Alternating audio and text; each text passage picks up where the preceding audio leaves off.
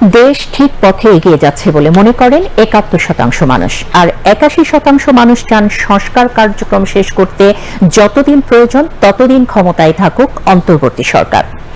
Pulse survey ২০২৪ জনগণের মতামত, অভিজ্ঞতা ও প্রত্যাশা শীর্ষক এক জনমত জরিপে এই চিত্র উঠে এসেছে।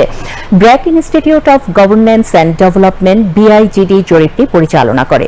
গতকাল ঢাকা বিশ্ববিদ্যালয়ের মোজাফফর আহমদ চৌধুরী মিলনায়তনে ব্র্যাক বিশ্ববিদ্যালয়ের এই ইনস্টিটিউটের জরিপের ফলাফল তুলে ধরা হয়। জরিপে টেলিফোনে গ্রাম ও শহরের বিভিন্ন শ্রেণী পেশার ২,৩৬৩ জন মানুষের মতামত নেওয়া হয়। এতে দেশের রাজনীতি, অর্থনীতি, অন্তর্বর্তী সরকারের মেয়াদ, বর্তমান সময়ের সমস্যা, সংস্কার, আইন শৃঙ্খলা পরিস্থিতি সহ বিভিন্ন বিষয়ে মানুষের মতামত নেওয়া হয়। গত ২২ আগস্ট থেকে ৫ সেপ্টেম্বর পর্যন্ত সময়ে এই জরিপ পরিচালনা করা হয়। BIGD senior research fellow Mirza M Hasan জরিপের ফলাফল তুলে